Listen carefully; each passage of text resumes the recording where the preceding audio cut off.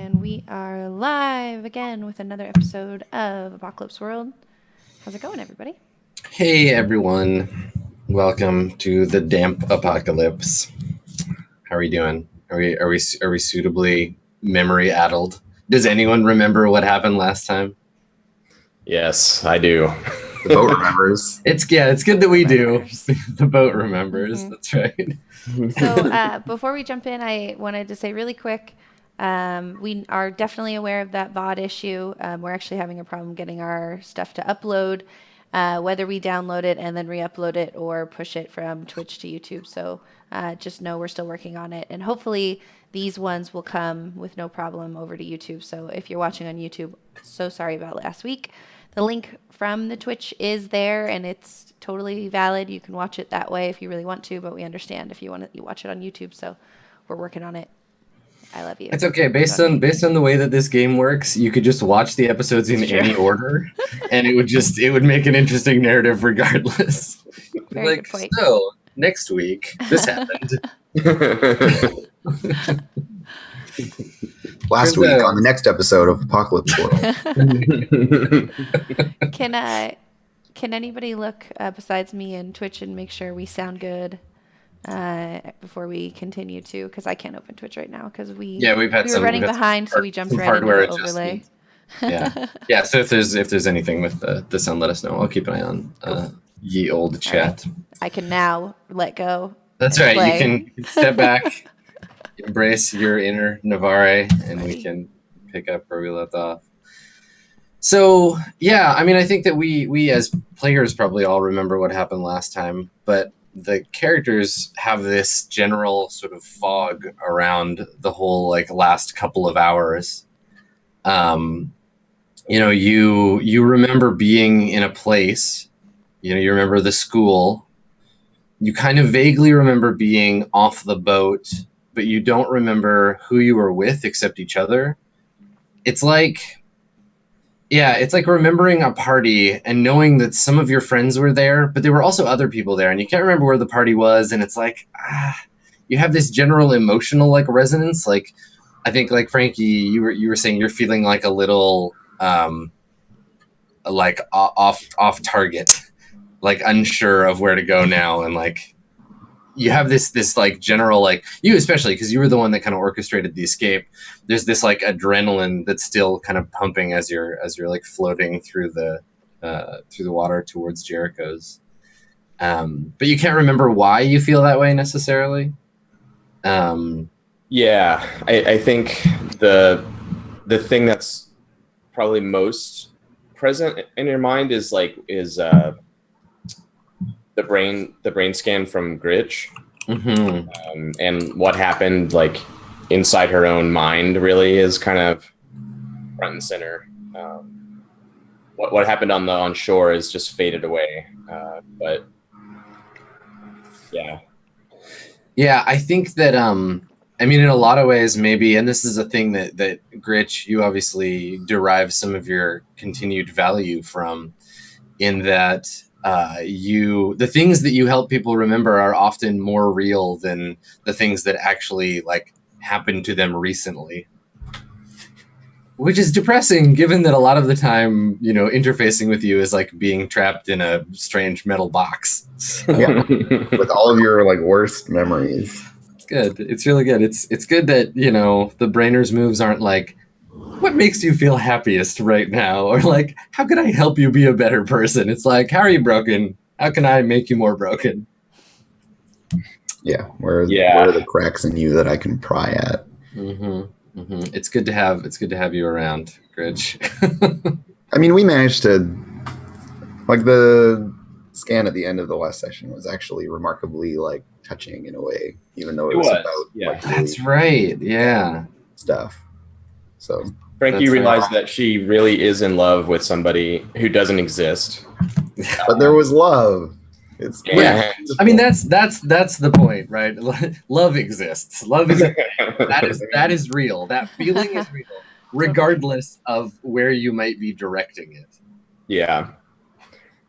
And she found out what she really wants forgiveness for, which was killing Tao. That's Yeah, right. not trying to kick me off the boat or anything. Yeah, it's God, okay. what a jerk. Yeah. Hate the living and love the dead, man. That's how it goes.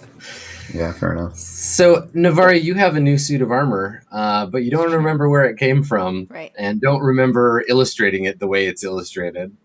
Right. So, Question. yeah. If we're gonna jump right into doing stuff, should we like do our highlighting and other session things? First? Yeah. I was angling for that, but does Sorry anybody? to interrupt then. It's okay. You're not the boss, Andrew. It's okay. I'm not the boss either. Nobody is. There's no boss. No bosses. So yeah, I mean, is there anything from the last episode that anybody wants to like be reminded of, or anything anybody's like unclear about? Honestly, I think I remember enough to feel almost like I don't remember what Right. happened in the right way, you know? Like It's almost as if we intentionally designed the campaign this way so that regular things that happen to busy people who play role-playing games are okay in game. Weird. Your characters can't remember, so you don't really have to. It's method role-playing. It's fine. Right. Who's this guy again? Good role-playing. So one thing that I think is important, like Eugene was like, fuck this, fuck you, I'm out. Yes, and like that is true. Left to brood outside and plans to leave the boat at the earliest possible convenience once you arrive at Jericho's hold. And he's mad about how he feels betrayed by Gritch, who is supposed to be helping him get over some kind of like mental trauma that he has, and feels like Gritch betrayed him, though he doesn't remember exactly how that happened. He just remembers feeling betrayed. Yeah. Cool. Okay, so my part of the highlighting, which is to say our audience's part, is really super easy this session, because everybody has the same stat highlighted. I love this, and I hope that this is like forward thinking on the part of. So you guys are headed towards the hold of this like former raider, now turned entrenched warlord who is paranoid about his own sort of destiny. Right, he wants to be remembered once he dies. Known to be like a violent dude, kind of unpredictable, and everybody's heart is highlighted. I was gonna say it must be hard. Why? Hooray. Blow some shit up. Yeah, cool. So yeah, everybody has hard highlighted for this session, which should be interesting. And now each of you can highlight a stat for another player. So let's start with Navarre. Who has the highest? Which of the two of you has a higher hex with Navarre? I have a hex of 1. I have 1 as well. I think. I don't know if my sheet kept it, but I think that's right. Okay. I feel like Well, I haven't John. changed these numbers in weeks, so I hope they're the right ones. I'm sorry. Okay.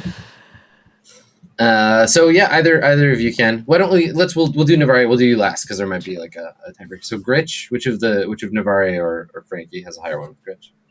I have 1. I have -1. Okay, there you go. So Frankie.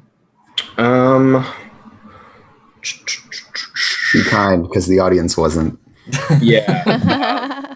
I am. I'm going to give you weird. I actually want that. I need you all weird. I like that you felt the need to justify that too. Like, no, I actually want that. I'm not just trying to feed you. Yeah, I'm not actually trying to feed you XP. No, we just all highlight each other's sharp and hang out talking to each other and reading each other until we level But up. also punching each other in the face the whole session. Mm-hmm. And then Gritch is dead in 2 hits. Until Gritch dies. If I get involved, it's over.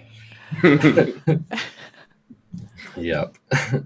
Okay, cool. So you're weird and hard this session, Gritch? Yes. Who's at the higher of the two of you with Frankie? Mine says 3. Nice. I have 2 with Frankie, so. All right. Well, Navarre, what do you want to highlight for Frankie? If we are going in, I think we need sharp Frankie, we'll see. Yeah, I will be sharp. Thank you. We need that brain. Yeah. Okay, cool. So, I need Gritch, to you haven't highlighted one yet, right? for me. Yeah. So Gritch, Yeah, you highlight for Navarre. Navarre, you can also highlight sharp. Careful out there. That's more of a weird hand motion, I think. Okay, cool. All right. So, is the plan, Frankie, then to just head straight for Jericho's, or do you want to like take the engine back a little bit and have a conversation about what's up and where you're going? Yeah. Frankie definitely has some thoughts of what she needs to do with her life now. I think I've realized a few things, but I know like we need some parts to fix the engine, and we probably need fuel and stuff. Like, you know, we've been doing a bunch of stuff as fallout from the Tau job, and I feel like in practical terms, like because we don't keep track of this really in Apocalypse World a lot, like our food levels and our water supply and our fuel and bullets and all that stuff. I feel like we've kind of, in the mind share of the game, we've gotten to a point where Frankie might be thinking, okay, we need to resupply. We need to like get back on track in some way. Yeah, that kind of stuff I find often like ammo or food comes from the MC making a move. Yeah. Rather than being like, well, I've used 46 bullets of my... Exactly. It's more often like, yeah, you go to take the shot and click. You lose everything. Yeah. Yeah, exactly. So as a player, I'm kind of heading that off at the pass a little and saying, okay, let's intentionally go and sort of restock, fix the boat, do that. And I guess Jericho's is like our only thing on the horizon where we might have a place to land and kind of do that. So even though it's a bit of a risk, he's an unpredictable factor. Yeah, I think as we're sort of idling away, kind of medium to low speed with our damaged engine, not sure what just happened on land. We're still pointed at Jericho's and we're still sailing in that direction. And Frankie's just like going there without further discussion, unless you guys want to. My only thing is I think I'm probably sitting like on the front of the boat, lifting, just so that if Jericho sees me, they know, and they're like. They at least know it's me, and hopefully that helps with something because he has recruited me before. So you're just like out in the rain, fucking pumping iron, and like checking that. I think I'm probably also patching my armor because I was down 1 armor, or no, I'm back at 2 now because of the new one, I guess. That's right. Yeah, you. So checking out that armor. Can I do a thing? Yes, absolutely. You can do a thing. So I want to try to go talk Navarre into letting me check out the armor. Yeah, I would totally let you do that for sure. Okay, cool. Yeah. So I wasn't sure if I knew that you could do that or not, so I would definitely let him do that because I don't know what it is. You're standing up at the front of the boat, and like that storm that I was describing is like coming in. At your current pace, you'll be able to get to Jericho's before it hits too badly, but it's like raining pretty hard, a pretty good wind. The waves are like kicking up against the edge of the boat. Frankie, you can see up in the cabin on the bridge, and then the two of you are like out on the deck, I guess. Mm-hmm. Mm-hmm. Okay. So you just I pull my coat up around my neck. Yeah, I was gonna say, do you have like a little umbrella or something? Because it's like I'm fine. Hissing out there. I think I have some like cobbled together rain slick type thing. Okay. It's probably pretty patchwork and a little bit leaky, but gets the job done more or less. Okay. And so I'm out there in my like kind of poncho-y big like rain thing. And yeah, I just like stick a hand out onto Navarre's like back plate or whatever. She's already wearing the armor. Are you wearing it, or is it just like because you have like a mannequin for it, which you didn't have before? Well, the character sheet says I'm at 2, and I changed it to 1, so I don't know if that's because. Well, you have 2. Like you lost part of it, and then you had the armor. Yeah, but I thought you haven't put it back on, but I don't know. I thought Yeah. we I mean- may not have role played that yet. Yeah, I if you're definitely- last time if I- you're out lifting, yeah. if you're out like lifting weights or something, you probably wouldn't be like No, wearing. that's true. Not necessarily. Not until we're at least within like a closer range to Jericho, because we're not quite there yet, right? Yeah, you're Sure.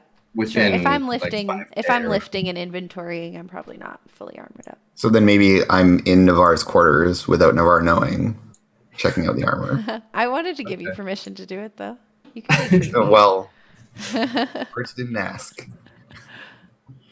Okay. So yeah, I'm like down in the ship. I maybe like had come out, and there's like probably a I was gonna scene say, where yeah, I'm, like, I think- looking at yeah. Navarre and thinking about it, and then I go back inside. I think we see it from Navarre's point of view, where there's like, when you like, you don't actually hear a noise, but you get that sort of sixth sense, like, wait, somebody's nearby, and you like look over, but there's nobody there. But we all got to see Gritch like just standing there staring at you, and you look over and he's not there.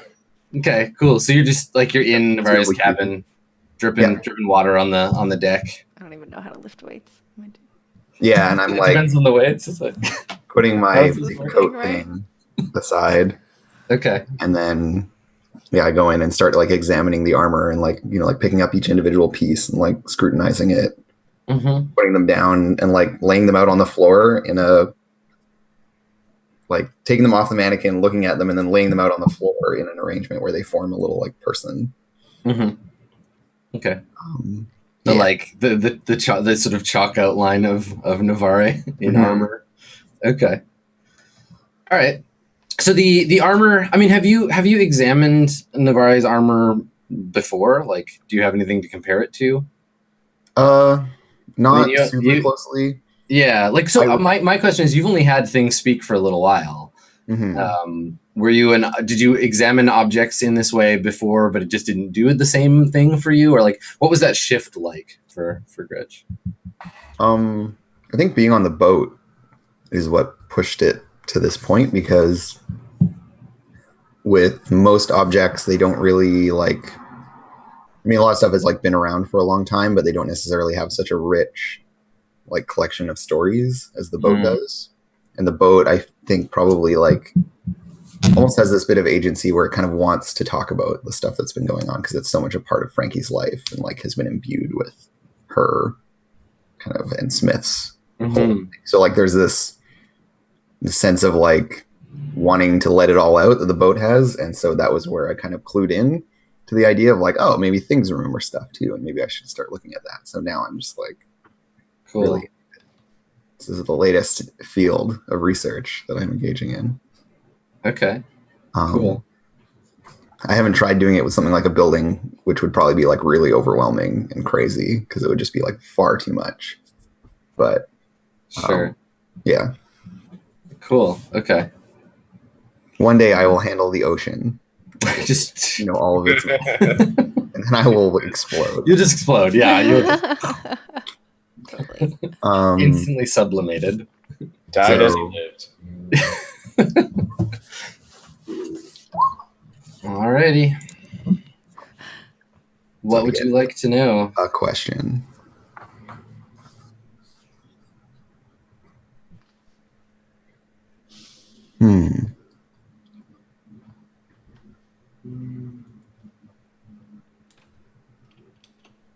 Yeah, who made this? Okay. So how do you remind me again? Like it sounds to me like you like before you had visual, like literal visions where you would like see things from the perspective of or in the vicinity of the object. Is that how it works, or? Yeah, like initially we were describing, because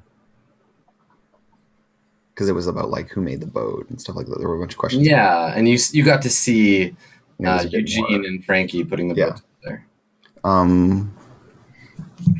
But I think maybe so in this case it's going to be the same. Like I get like flashbacks, but it's essentially the object remembering things. Okay. So you get the impression that this you're seeing, I think, maybe two things at once, and like it would be difficult for you if you were like physically perceiving it this way, but the maelstrom kind of like helps compensate for you. You can see this suit of like armor. Now, can you describe the armor for me again, Navari? Like, is it like a matched set of stuff, or is it like cobbled together? It's cobbled together. So it's like over time we'd find various things, and I would find good metal stuff I would know to be good strong metal, and I'd weld it together, and then that creates blank spots to be able to etch in the drawings and stuff. Cool. So there's a lot of like welding in, like there'll be like a piece like this big here that's welded, and then like a bigger piece here, and then like a bigger piece here, but it's all solid now. But it's got, you can see where it's been welded into one fitted suit. So I think that you see, Gritch, like a table. And despite the sort of patchwork nature of Navari's armor, on the table you see like several identical versions of the same armor, like patched together. And some of them are like clean of like images, but others have like writing on them. And you can see Navari like there talking to someone. It's the doctor from the clay of Burns. And the two of them are looking at this particular suit of armor at the sort of end of the assembly line. And they seem to be talking about like the particular details of like some symbol on the armor. They made it together, the two of them. Cool. Yeah. But you get the impression that it's a copy for a previous, like they're iterating something together. This is like Navarre's memory treatment or something, almost like. Yeah, maybe some kind of aid, or at least that's the connections I'm making about it. Yeah. There's some. I'm like, who's this person? Like exactly. Yeah. I feel like I kind of have seen this person before.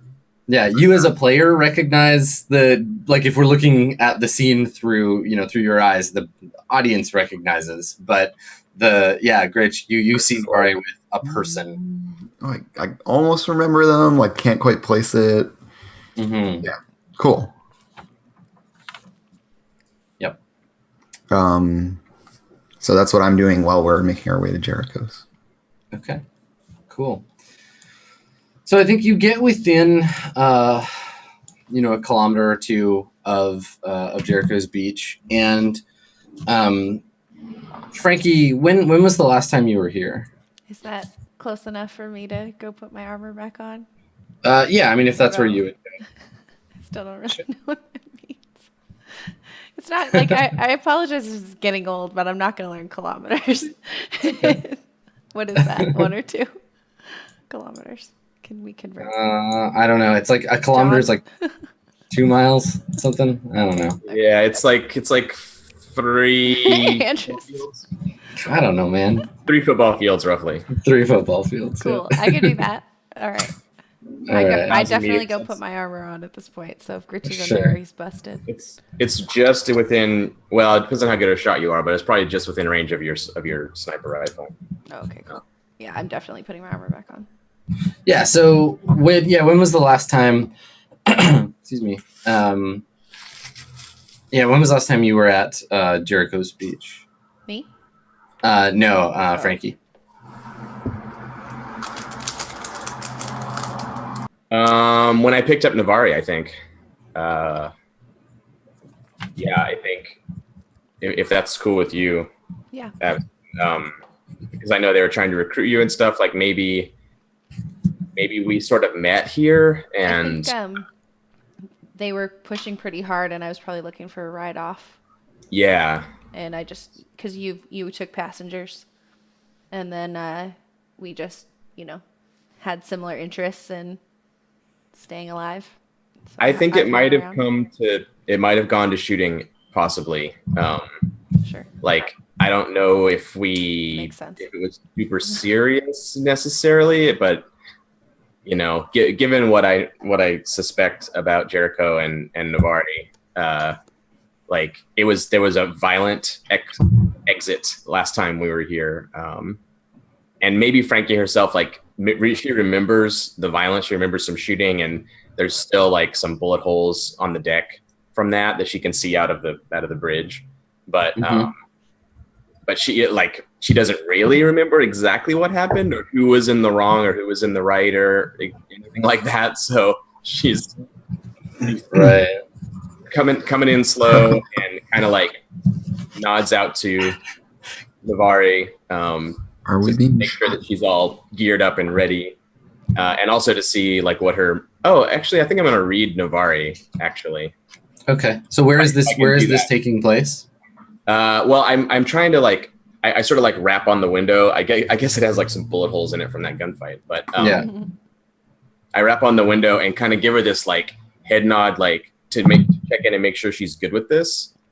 But I really want to know. Like, I don't just want to get like her reaction.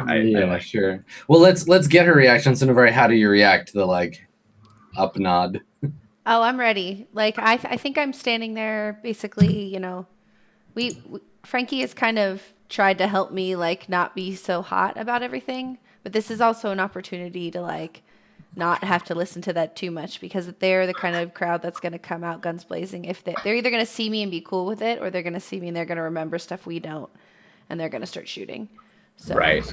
we're not going to die. So I'm like, I'm ready. I think I'm in the place where I'm not going to take the first shot necessarily, you know, but Okay.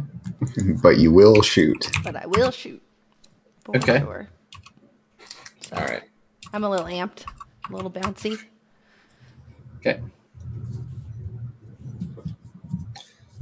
All right. Well, there's a question I want to ask, so I'm gonna roll it anyway.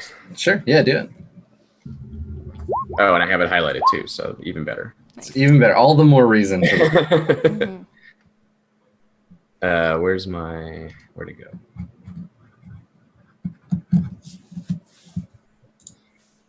One question. All right. Mm-hmm. So, actually, there's two good ones. Damn it.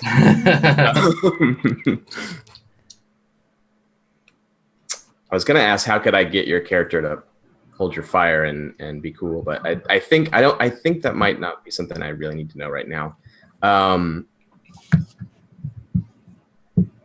I want to know what Navari intends to do here. Like, your reaction to me was like, everything's cool, you know,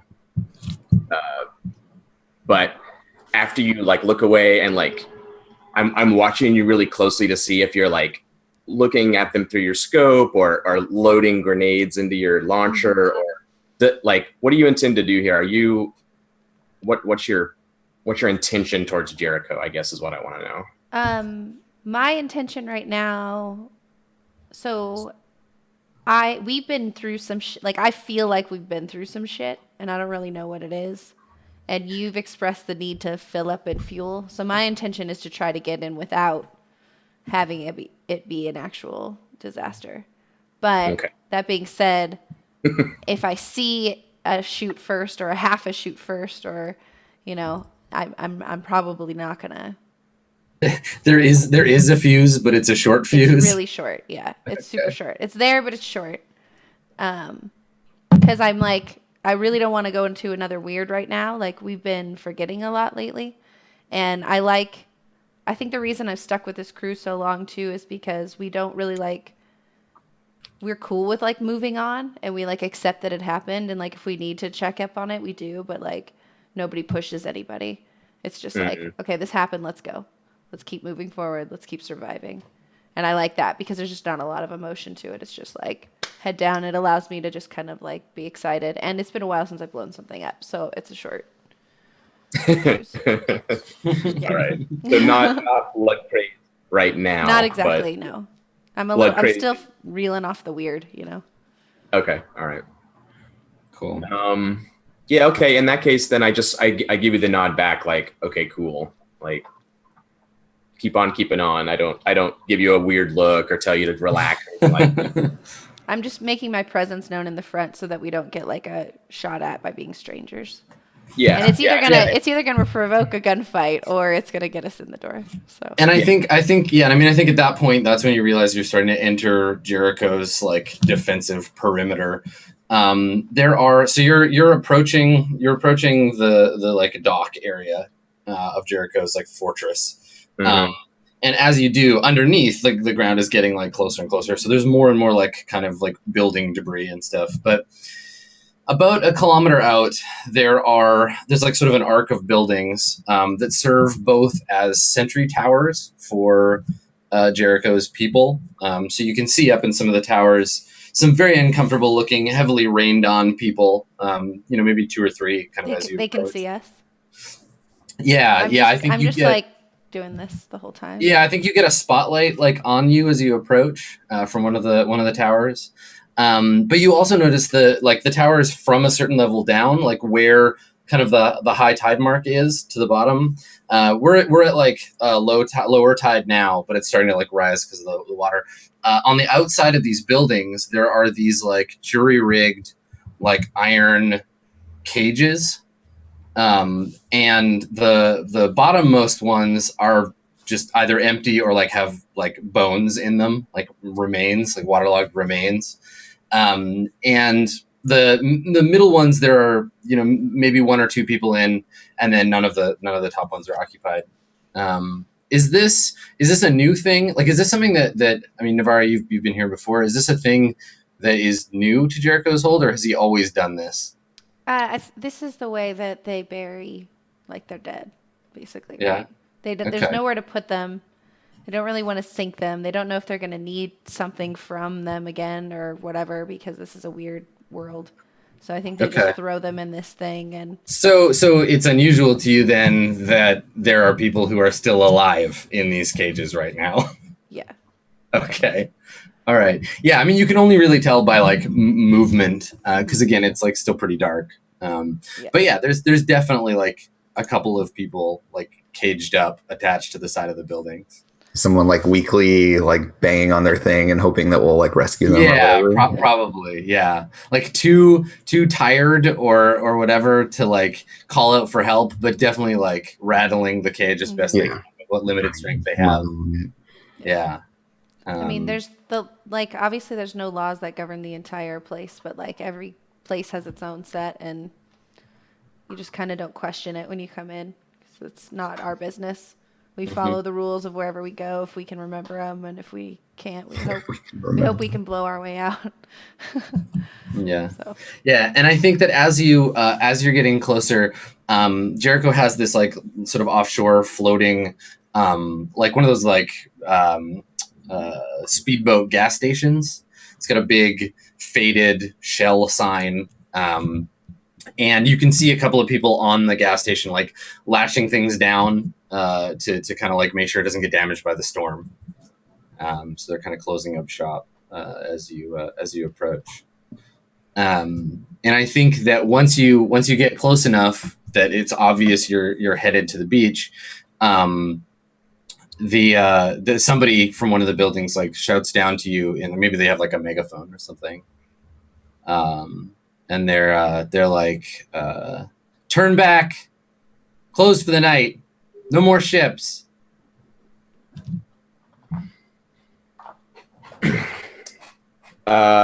Frankie like leans out the window. We don't have a loudspeaker, I don't think.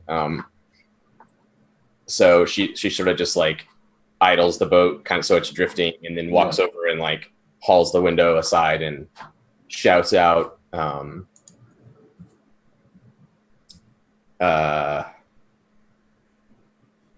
storm's coming, you're gonna need to take one more. Okay, so whoever it is that's shouting to you, they pause, like they're conferring with someone else. They're like, Jericho's orders, no more, all full up, turn it around. You could probably make it to Mercer's before the storm hits.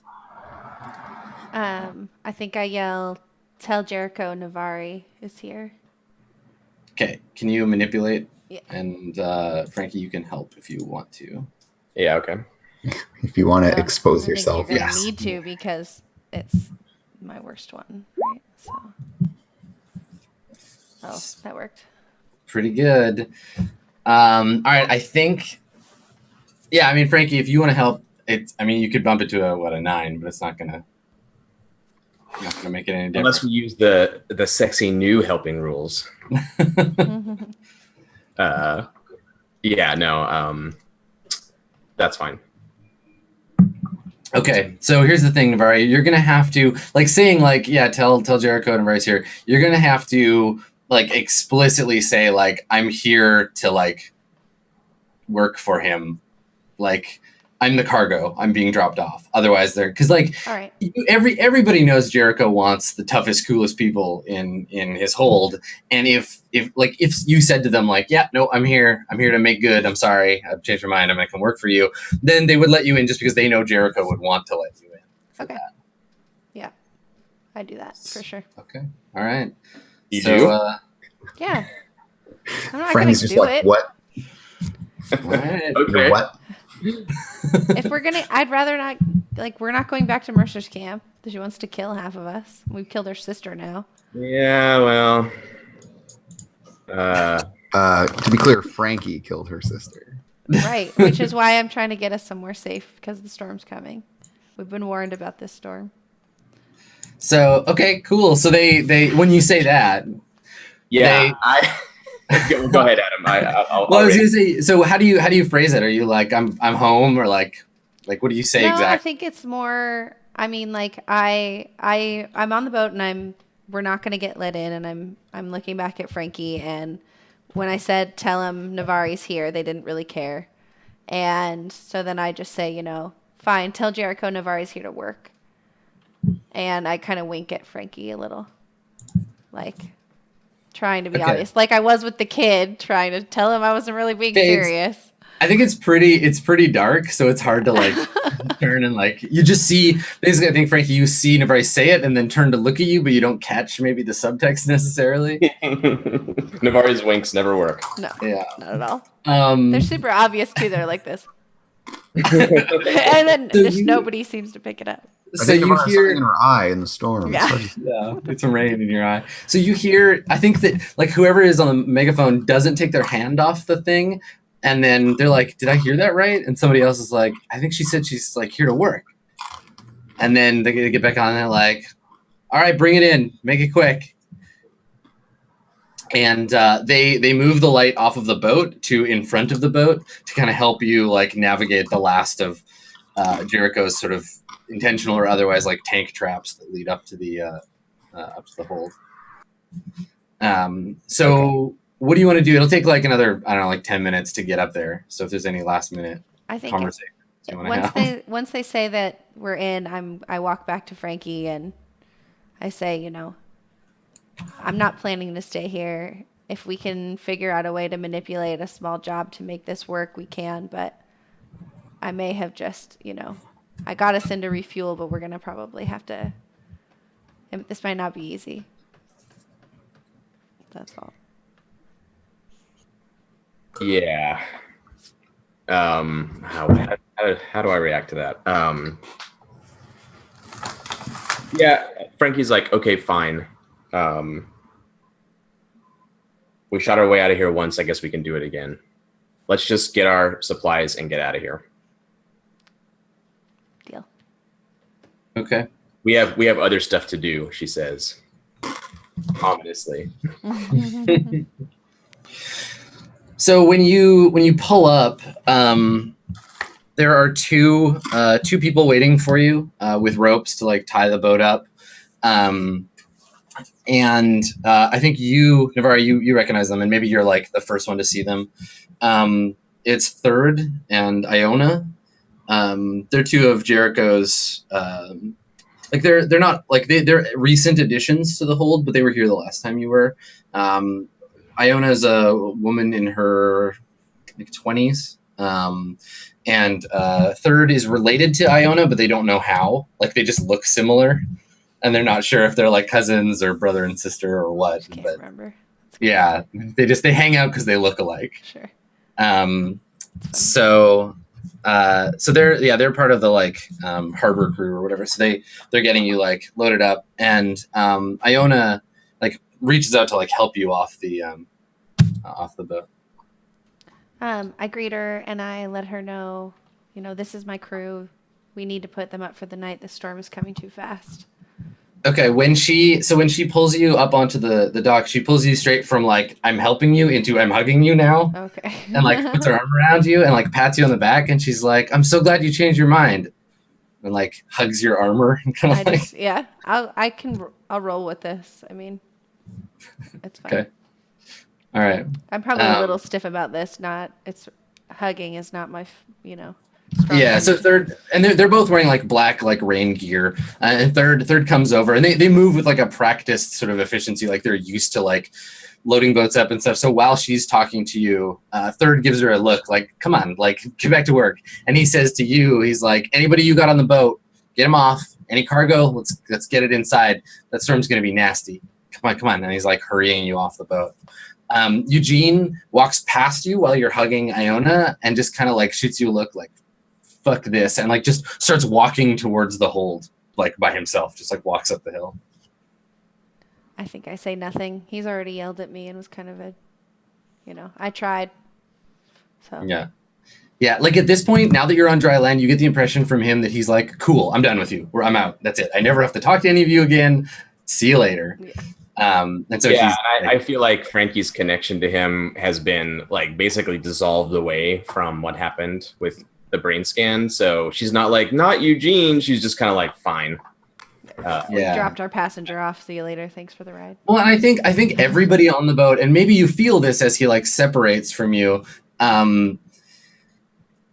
You like it feels like, like there's something like odd about it. Something like emotionally feels like something feels funny about how that happens. In that, like you don't feel that, and maybe you expect to feel like, "Hey, wait, where you go?" But it's like, nope, fine, whatever. The aberration is being removed. Yeah. Interesting. It's definitely how I feel about it. Yeah, well, we know that you are capable of being cerebral about that. So as you unload, so everybody is like going to get off. The dock is because it wasn't originally meant to be a dock. It's like cobbled together, but it's like pretty decent, and nonetheless, like Jericho designed his hold with a fair amount of like sort of studious efficiency. He prides himself on doing things the right way. And as such, things are still cobbled together, but they're done in a way that like things are sturdy. Like he didn't just rope together some planks.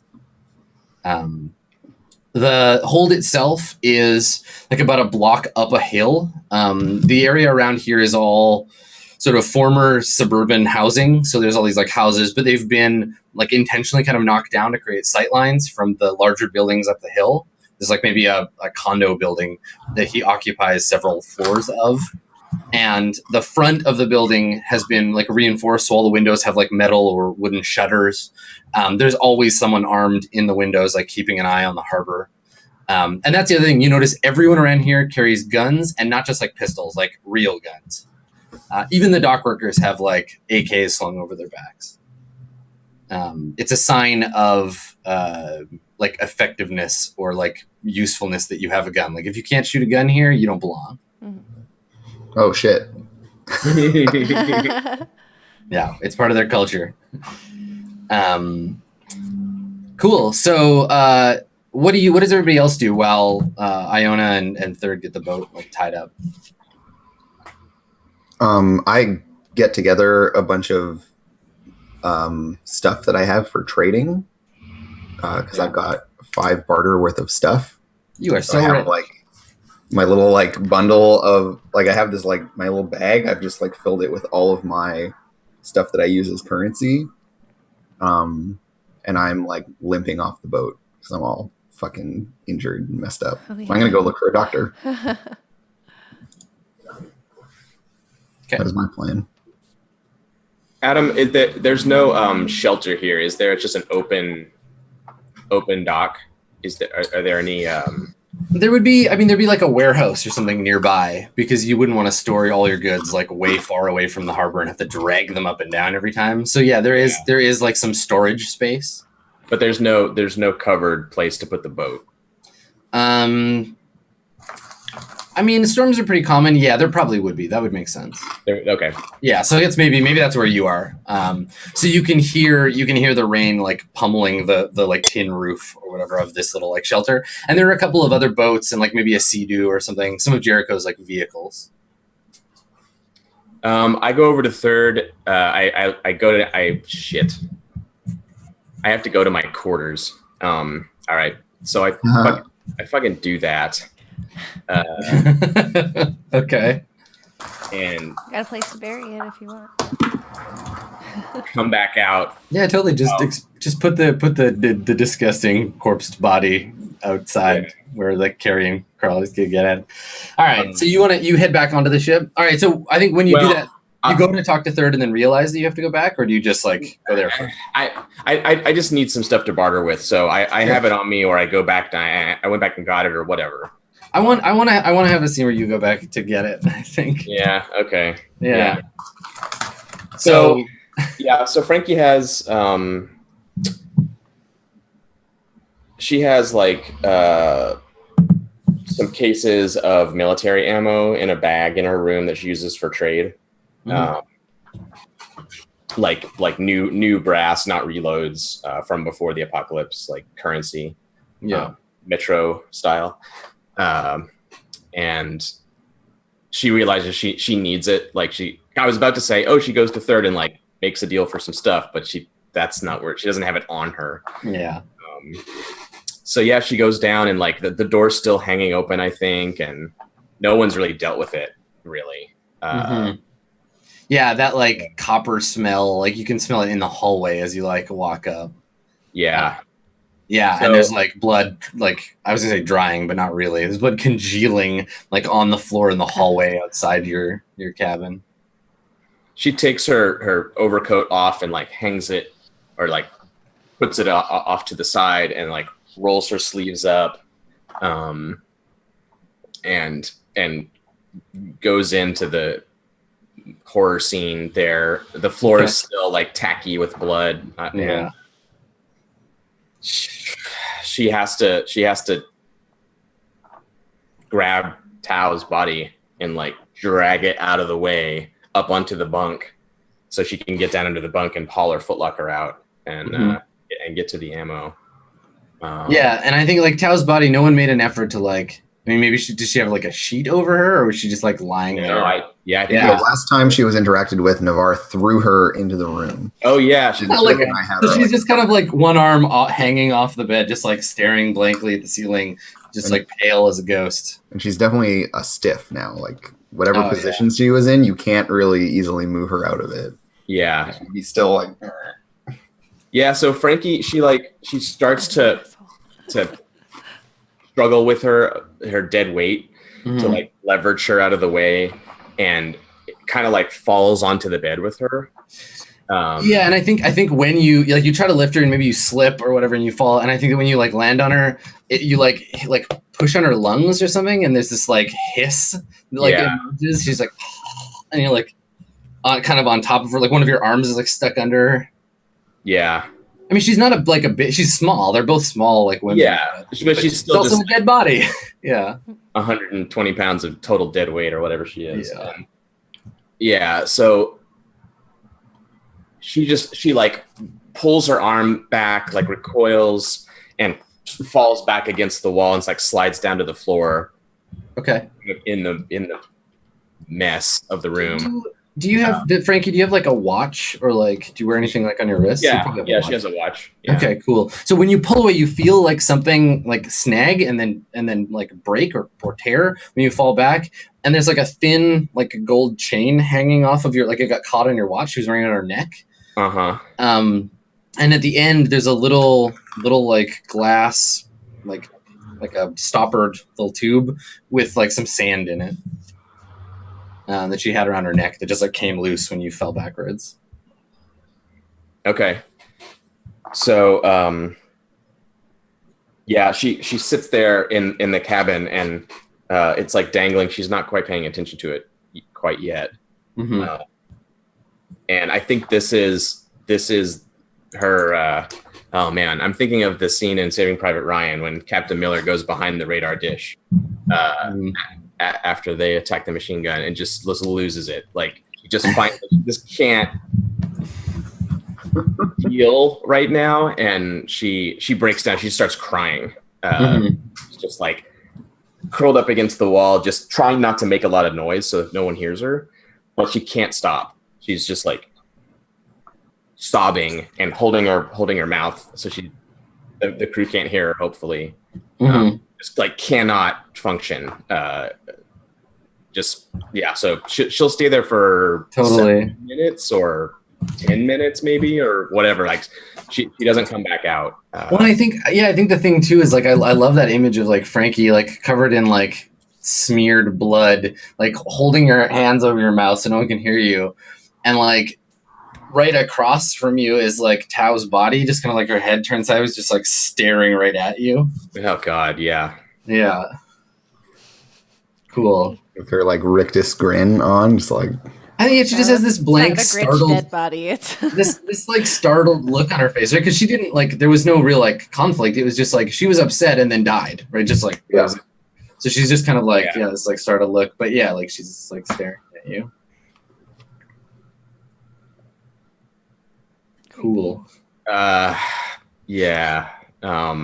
So I want to know. So does Gritch find you like there, or do you manage to like get it together?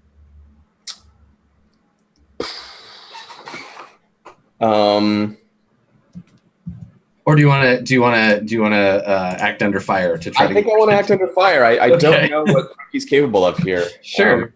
Let's find out. Okay, cool. Yes. We're learning all kinds of things about her. Fire is guilt. Yeah. And I know all about it too. So if I do show up, let's be like, oh. So my screen will update. What did I get? You got an 8. I got an 8. Try just scrolling it down. Sometimes it. Oh, there it is. Sorry. Technically, by the strict reading of the rules, I get the boats +2 here. Oh wait, shit. Do I? Yeah, I think I do. Yep. Now that would give me a 10. Sure. And I think the distinction is important there. Like if you want to narrate yourself pulling it together, you can't really do it alone, but something about the boat like bolsters you. Yeah, that's right. So we have to figure out like, does it actually help here or does it make it worse? Is it about like you being the captain and this being like? Yeah, I mean the question is like, is this, are you captain of and this is your domain, or is it worse because you're like the seed of your doubt is planted in the only place you feel like at home? Right, because like the boat's power, like it gives me this bonus when I'm cool under fire, driving through a blockade and being a daredevil. And there's no one there to witness you, John. That's right. Basically, it is not a lovely day in the cabin right now. No.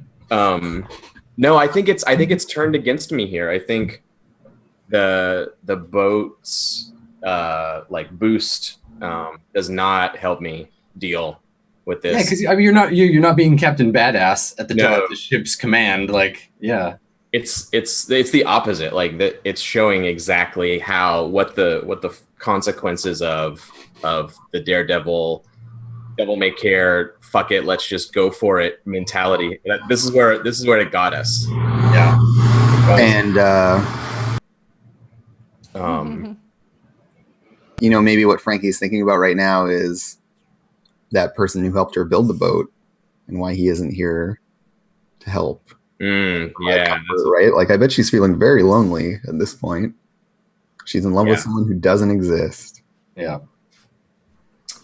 Yeah, I think I'm gonna take the 8. Okay. So what is I guess what's your relationship with that outside image? Like I want to talk a little bit about Frankie's, like, how much do you care about how you're perceived and how much is that tied to your like sense of authority? Like for you, what would it be like to have like someone in your crew like walk in on you in this situation? Would it Well, depend on who it is? It would, yeah, like maybe Smith July, whoever that is. That might be okay, but yeah, I think her image, she's always constructed this, as we go through the cycles of forgetting and reestablishment of ourselves. That this is very important to her, that she's the captain of a boat in the romantic sense and in the practical sense, and she's a leader. She's tough and cool, and stuff doesn't get to her. Like Navari's image of her, what Avison just said. Like, it's just about, we do our work and we leave and we go to the next place and we don't dwell on that stuff that happened, and we don't, all that. And she's just completely the other way right now. She's dwelling on it, and this is the last thing she doesn't want Navari to see her like this, especially. Okay. Yeah. So how about this? I think that you can't get it together fast enough to like completely go unnoticed, but I will let you pick who walks in on you. I think it's probably not me though, because I'm talking with the people out on the dock. Yeah, I mean, we can. I want to leave it up to John to decide that, and not like try to make the narrative. Like, we'll make the narrative fit it. It can be whoever. Sure. And you can get really weird if you want to here, John. Whatever works for you. Actually, you know what? Let's take our break, and you can decide. Yeah. We can decide at the beginning of this. I think you were just reading my mind there. I don't know. Yeah. All right, everybody, hang tight. We'll be back in a couple minutes. Thanks for hanging out. See you soon.